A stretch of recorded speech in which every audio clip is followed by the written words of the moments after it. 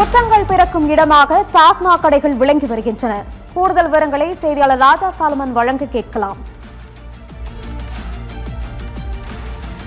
தூத்துக்குடியில இப்பதான் 12 மணிக்கு இந்த கடைகள் ஆரம்பிச்சிருக்கு. டாஸ்மாக் கடைகளை பொறுத்தமட்டில 12 மணிக்கு துவங்கி நைட்டு 10 மணி வரைக்கும் அந்த கடைகள் இருக்குன்னு சொல்லியிருக்காங்க. தமிழக முதலமைச்சருடைய உத்தரவின்படி 713 கடைகள் மூடப்பட்டிருக்கிறது. தூத்துக்குடியை பொறுத்த மட்டும் மொத்தம் 125 கடைகள் இருந்ததுல இன்னைக்கு 63 கடைகள் மூடப்பட்டுள்ளது.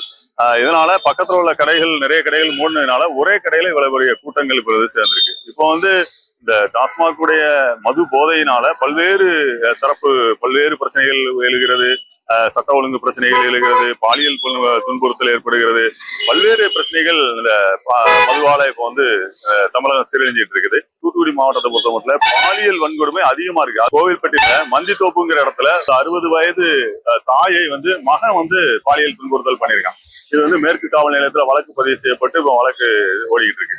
இப்படி இது போக வேடநத்தம்ங்கிற கிராமத்துல ஒரு 12ஆம் வகுப்பு படிக்கக்கூடிய ஒரு மாணவிய இந்த மது போதையினால ஒருத்தர் சீரழிச்சு அவனை கொலையே பண்ணிடுறான். அது ஒரு பெரிய புதாகரமா வெடிச்சது. இவ்வளவு பெரிய பிரச்சனைகள்லாம் தமிழகத்துல உருவாகிறதுக்கு முக்கிய காரணமா இருக்கிறது இந்த மது போதை தான்.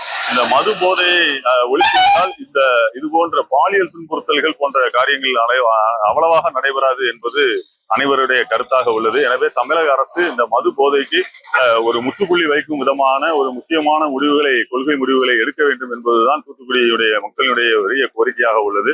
இந்த தமிழக அரசு இதற்கு செவிசாய்க்கும் என்ற ஒரு நம்பிக்கையோடு மக்கள் அனைவரும் வாக்களித்துள்ளார்கள். இந்த வாக்களித்ததினுடைய பிரதிபலினாக கண்டிப்பாக இதனுடைய ஒரு வெளிப்பாடு, இதனுடைய ஒரு உத்தரவு வெளிவரும் என்றுதான் அனைவரும் எதிர்பார்த்து கொண்டிருக்கின்றார்கள். இப்பொழுது ஒரு பாதி ஒயின் ஷாப் கடைகள் மூடப்பட்டாலும் அதனால் ஒரு பிரயோஜனம் இல்லை. ஏன்னா அந்த மற்ற கடையில வாங்கினவங்க, அதாவது மூடப்பட்ட கடையில வாங்கினவங்க இப்போ இந்த கடைக்கு குடுமியிருக்காங்க. இப்போ அதிகமான கூட்டம் இருக்கு. சேல்ஸ் எதுவுமே குறையல, அதே சேல்ஸ் தான் இன்னைக்கு இருந்துகிட்டு இருக்குது.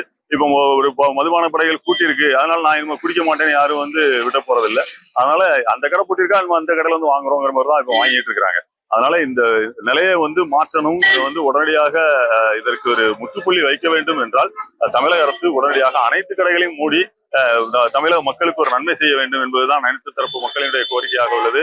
ஒரு சாதாரண ஒரு கூலி தொழிலாளி சுமார் ஒரு 500 ரூபாய் 600 ரூபாய் சம்பாதிக்கிறார் என்றால் அதில் சுமார் 400 ரூபாய் வரை கண்டிப்பாக இந்த மதுபானத்திற்கு தான் கொடுத்துவிட்டு அவர் ஒரு 100 ரூபாய் 200 ரூபாய் தான் ஒரு மனைவி பிள்ளைகளுக்கு கொண்டு செல்லக்கூடிய சூழல் இருக்கின்றது. இதனால் அவர்களுக்கு குடும்பத்தில் பல்வேறு பிரச்சனைகள் ஏற்படுகின்றன. எனவே இதற்கு முற்றுப்புள்ளி வைக்கும் விதமாக பல்வேறு இந்த கடைகள் அனைத்தையும் மூடுவதற்கு உத்தரவு பிறப்பிக்க வேண்டும் என்பதுதான் அனைத்து தரப்பு மக்களின் கோரிக்கையாக உள்ளது.